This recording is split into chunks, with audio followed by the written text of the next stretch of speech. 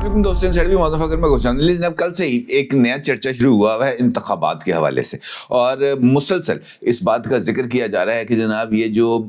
Election commission of Pakistan की तरफ से इंतखाबी नताइज को मुरतब करने के लिए जो नया निज़ाम तश्कील दिया गया है, जिसका नाम रखा गया है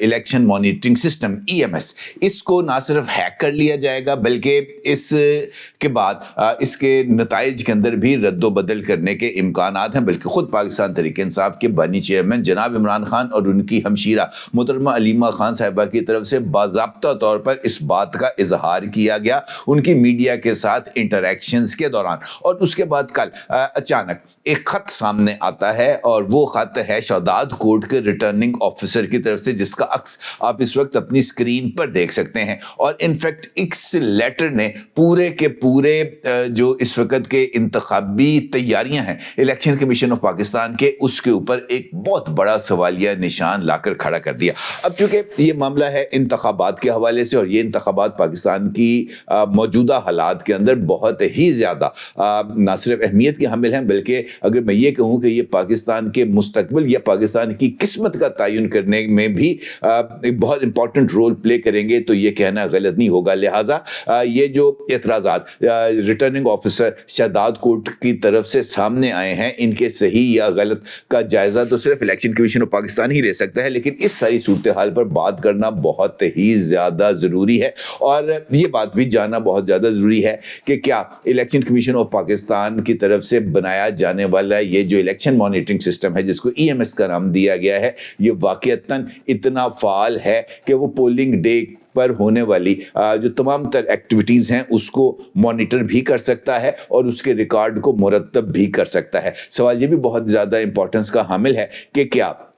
ये जो रिटर्निंग ऑफिसर थे शहदाद कोर्ट के, इनकी तरफ से उठाए जाने वाले एतराज़ात किस हद तक दुरुस्त हैं, और क्या इन एतराज़ात के ऊपर किसी तरह का कोई नोटिस भी लिया जा सकता है या नहीं। इंपॉर्टेंट क्या है, सबसे पहले जायज़ा लेते हैं इस ख़त का, और फिर मैं आपको बताऊंगा कि ये जो इलेक्शन कमीशन ऑफ पाकिस्तान का जो सिस्टम है, इसके अंदर कौन कौन सी खूबियाँ हैं और कौन कौन सी खामियाँ हैं, और क्या ये इंतखाबात को एक क्रेडिबल इलेक्शन बनाने में कोई रोल प्ले कर सकता है। बड़ी ही इंपॉर्टेंट और संजीदा नौयत की ये डिस्कशन है जो मैं आपके साथ करूंगा। बताया जा रहा है कि शहदाद कोर्ट से नेशनल असेंबली के हल्का NA 197 के रिटर्निंग ऑफिसर ने इलेक्शन मैनेजमेंट सिस्टम EMS की कारकर्दगी पर संजीदा सवालात उठाए हैं। रिटर्निंग ऑफिसर की तरफ से डिस्ट्रिक्ट रिटर्निंग ऑफिसर को एक खत लिखा गया है, जिसमें ये बात कही गई है कि EMS पर पोलिंग स्टाफ की तफसीलात को अपलोड किया गया। EMS पर पहले अपलोड किए गए पोलिंग स्टाफ के नाम गायब थे।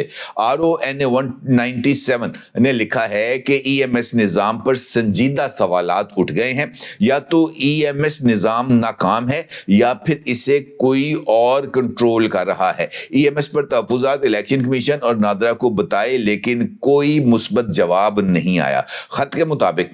EMS आसानी के बजाय मुश्किलात पैदा कर रहा है, और इस सूरत हाल से आम इंतखाबात के हमवार इनकाद में मुश्किलात पैदा हो सकती हैं। सीरियस एलिगेशन है, और ख़ासतौर पर ये लाइन जो जनाब रिटर्निंग ऑफिसर की तरफ से तहरीर की गई हैं कि इस निज़ाम को कोई और कंट्रोल कर रहा है, ये बिल्कुल वही बात है जिसका जिक्र बानी चेयरमैन जनाब इमरान खान ने किया था कि इस सिस्टम को हैक कर लिया गया है और अब रिजल्ट्स के अंदर मैनिपुलेशन की जाएगी। अब इसका मतलब ये है कि या तो RO साहब जो हैं, ये जो NA 197 शहदाद कोर्ट के हैं, ये कप्तान की लाइन में चले गए हैं, या कप्तान ने इनको अपनी लाइन पे लगा लिया है, क्योंकि यहाँ पर इस तरह की ये जो हालात व वाक़यात का एक जानिब यकजा होना है, ये बहुत ही ज़्यादा मनीखेज़ है। अगरचे इलेक्शन कमीशन ऑफ पाकिस्तान ने जनाब ये जो रिटर्निंग ऑफिसर हैं, इनके तमाम तर एतराज़ात को मुस्तरद भी कर दिया है, और जो है जनाब रिटर्निंग ऑफिसर जो थे NA 197 को इनको ओहदे से हटा भी दी गया है, और जो रिजर्व्ड कोटा था उसके अंदर उन्होंने एक नया जो रिटर्निंग ऑफिसर है इस हल्के के अंदर उसको अपॉइंट भी कर दिया है, और उससे कह दिया गया है कि जनाब आपको जो तरबियत इस हवाले से दी गई थी, इसको आपने अमली जामा पहनाना है। अब ये जो सिचुएशन जिसका मैंने आपके साथ जिक्र किया है बहुत ही ज़्यादा अहमियत की हामिल है, क्योंकि अगर आपको याद हो कि इलेक्शन कमीशन ऑफ पाकिस्तान की तरफ से अब तक 2 इंतखाबी निज़ाम तश्कील दिए गए। पहला निज़ाम था RMS, जिसको रिजल्ट मॉनिटरिंग सिस्टम कहा जाता था, دوسرا نظام 2018 کے انتخابات میں بنایا گیا تھا جس کا نام تھا result transfer system. Result transfer system RTS Pakistan کے اندر جتنا زیادہ ڈسکس ہوا اور جتنا زیادہ ڈسکریڈٹ ہوا یہ اپنی مثال آپ ہے, کیونکہ 2018 کے انتخابات میں یہ واحد الزام تھا کہ جناب RTS نے اکثریت کو اقلیت میں اور اقلیت کو اکثریت میں تبدیل کرنے میں بہت ہی امپورٹنٹ رول پلے کیا تھا, کیونکہ رات 10 بجے یہ جو ریزلٹ ٹرانسفر سسٹم تھا RTS یہ نہ صرف چوک کر گیا تھا بلکہ پھر اس کے بعد جو ریزلٹس کی کمپائلیشن تھی وہ بہت ہی حد تک متنازع ہو گئی تھی. ریزلٹ ٹرانسفر سسٹم کو الیکشن کمیشن آف پاکستان نے اسی وقت نہ صرف متروک کر دیا تھا بلکہ ان کا اس بات کا اعلان بھی کیا تھا کہ جناب اب ہم مستقبل میں اس سسٹم کو استعمال نہیں کیا جائے گا. پھر اس کے بعد ریزلٹ مینجمنٹ سسٹم کی ایک جو ہے ایک نیا سافٹ ویئر کو تیار کرنا شروع کیا گیا جو ریزلٹ ٹرانسفر سسٹم یعنی RTS کی ایک سپرلیٹو جسے ہم کہہ سکتے ہیں فارم تھی. لیکن اس کے بعد تجربات کے بعد اس کو بھی نہ صرف نظر انداز کر دیا گیا بلکہ اس کے بعد ایک نیا سسٹم جس کو الیکشن مانیٹرنگ سسٹم EMS کہا جاتا ہے اس کو بنانے کا فیصلہ کیا گیا. اس کے لیے الیکشن کمیشن آف پاکستان نے مختلف اداروں سے جو ہے وہ طلب کی تھی ٹیکنیکل سپورٹ, اور یہ سافٹ ویئر بنانے کے لیے بیڈنگ کی گئی تھی جس کے اندر 33 کمپنیوں نے یہ سافٹ ویئر بنانے کے لیے اور پاکستان کی تمام چوٹی کی IT کمپنیز نے اس کے اندر حصہ لیا تھا. جس کے بعد اسپائر نام کی ایک کمپنی ہے اس کو یہ جو الیکشن مانیٹرنگ سسٹم ہے یہ بنانے کا ٹھیکہ دیا گیا تھا. اب اس نے یہ بنا بھی لیا ہے اور اس نظام کی تیاری کے بعد 27 جنوری سے باضابطہ طور پر اس سسٹم کا ایک ماسٹر ایکسپیریمنٹ کیا گیا جس میں پاکستان بھر سے تقریباً 100 سے زائد جو ریٹرننگ آفیسرز تھے مختلف نیشنل اسمبلی کی کانسیکوینسز اور پروونشل اسمبلی کی کانسیکوینسز نے انہوں نے اس کے اندر حصہ لیا اور جو تقریباً 860 مقامات پر جو مختلف پریزائڈنگ آفیسرز اور ریٹرننگ آفیسرز تھے انہوں نے اس الیکشن مینجمنٹ سسٹم کے حوالے سے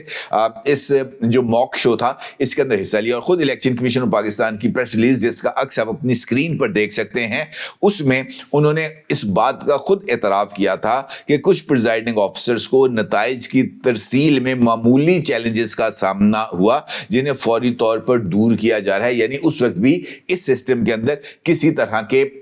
جو ہکپس تھے وہ آئے. اب صورتحال یہ ہے کہ انتخابی نتائج کو مرتب کرنے کا یہ جو نیا نظام ہے اس کی فعالیت کیسی ہے اور یہ کس طرح کام کرتا ہے. حکام نے بتایا ہے, الیکشن کمیشن آف پاکستان کے حکام نے, کہ اس مرتبہ نئے نظام کے تحت الیکشن نتائج کا سلسلہ نامزدگی فارم سے ہی شروع ہو جاتا ہے. اب یہ تمام تفصیلات نئے نظام میں یعنی الیکشن مانیٹرنگ سسٹم میں درج کی جاتی ہیں اور آخر میں انتخابی عمل مکمل ہونے کے بعد فارم 45 پر پولنگ سٹیشن کا نتیجہ مرتب کیا جاتا ہے اور اس کے بعد فارم 47 پر پورے حلقے کا نتیجہ لکھا جائے گا اور اس کو اس سسٹم کے ذریعے اپلوڈ کر دیا جائے گا. ملک بھر سے پریزائڈنگ آفیسرز اور پولنگ سٹیشنوں کا نتیجہ ریٹرننگ آفیسرز یعنی ROs کو بھیجیں گے اور ان کے موبائل پر EMS کی ایپ انسٹال کی جا چکی ہے جس کے ذریعے سے وہ فارم 45 کی تصویر ROs کو بھیجیں گے. اب اگر کسی وجہ سے اس حلقے کا یا اس کانسیکوینسز میں اس پریمیسز میں انٹرنیٹ نہیں چل رہا ہوگا یا انٹرنیٹ میں کسی طرح کی کوئی پرابلم آ چکی ہوگی اور پریزائڈنگ آفیسر نتیجے کی تصویر کو سینڈ نہیں کر پائے گا تو پھر جیو ٹیگنگ کر کے اس تصویر کے بنانے اور شیئر کرنے کا وقت جو ہے اس کو معلوم کیا جائے گا اور جیو ٹیگنگ کے لیے پریزائڈنگ آفیسرز کے موبائل فون کا فورنزک بھی کیا جائے گا. ہر پولنگ سٹیشن پر سینئر پریزائڈنگ آفیسر اور RO کے پاس یہ موبائل دستیاب ہوں گے جن میں الیکشن کمیشن کی طرف سے اس ایپ کو ڈاؤن لوڈ کیا گیا ہوگا. ایک موبائل گم ہونے کی صورت میں دوسرا موبائل استعمال کیا جائے گا اور اگر کسی وجہ سے موبائل سرے سے ہی کام نہ کر رہا ہو تو پھر انتخابی نتائج کے عمل میں تاخیر ضرور آ سکتی ہے لیکن اس سے نتائج پر اثر نہیں پڑے گا. اب وہ یہ بتاتے ہیں جناب الیکشن کمیشن کے حکام کہ یہ RTS سے مختلف کیسے. یہ ایک بڑی امپورٹنٹ سی صورتحال ہے.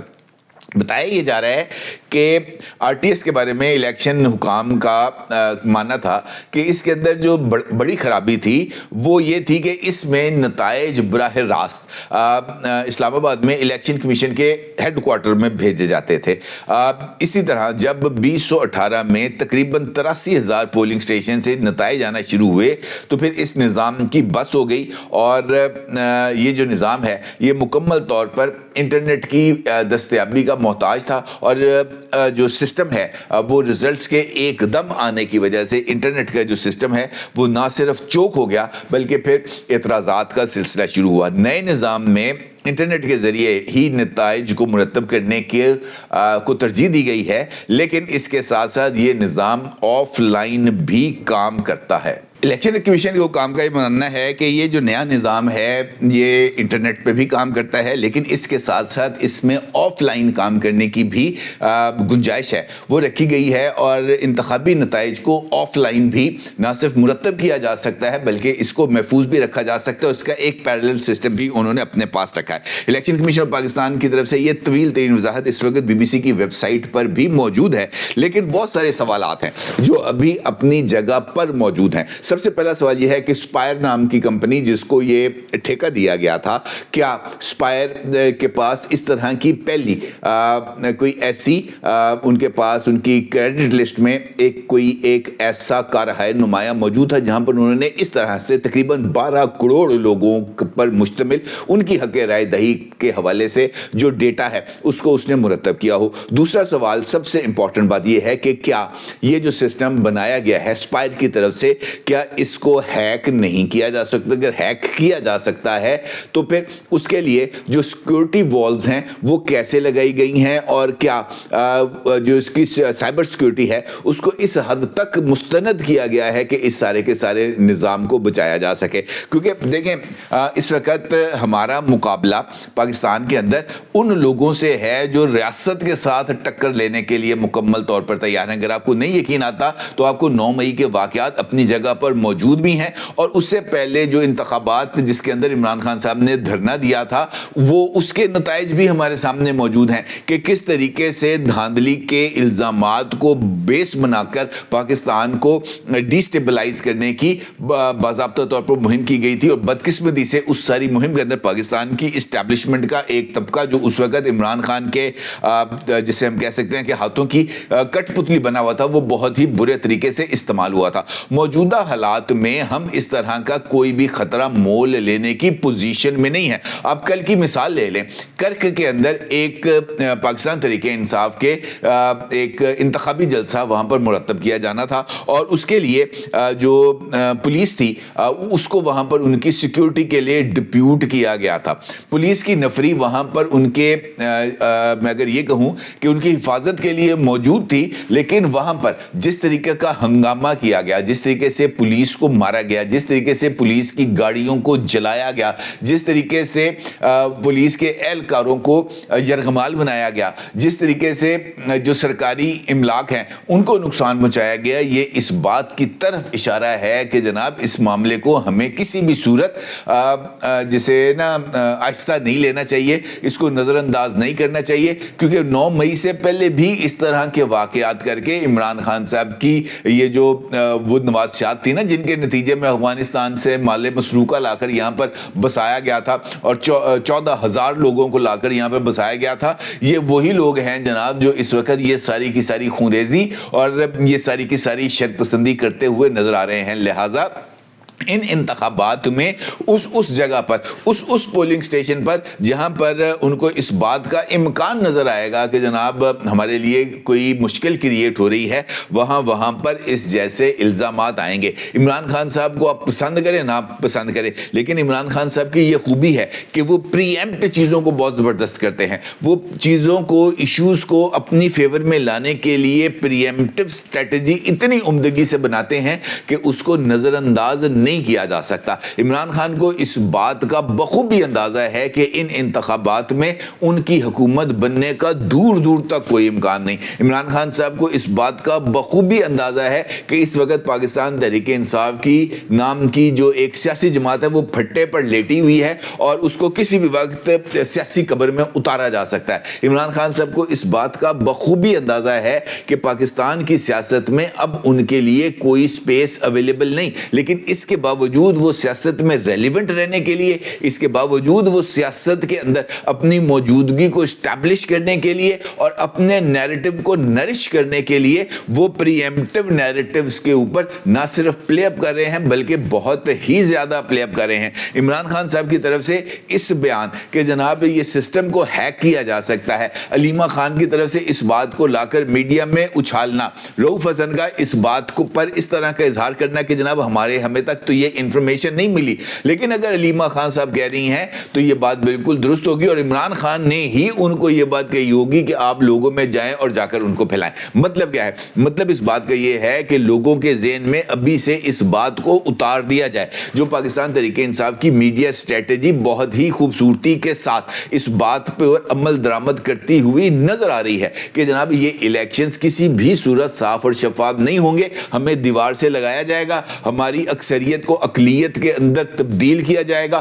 عسکریت کے ذریعے تبدیل کیا جائے گا، لہٰذا ہمیں اس کا راستہ روکنا ہے۔ یہ سوچ اس وقت نہ صرف پریویل کر رہی ہے بلکہ یہ سوچ ہمیں مزید تقویت پاتی ہوئی بھی نظر آ رہی ہے۔ اس سارے سینیریو کے اندر اگر الیکشن کمیشن آف پاکستان کی طرف سے کوئی ٹھوس جواب نہیں آئے گا، ماسوائے اس کے کہ جس ریٹرننگ آفیسر نے اعتراض کیا اس ریٹرننگ آفیسر کو تبدیل کر دیا جائے، ماسوائے اس کے کہ جناب سسٹم کے اندر کوئی تبدیلی نہیں ہے، ماسوائے اس کے کہ ریزلٹس کے اندر تو معمولی سی اگر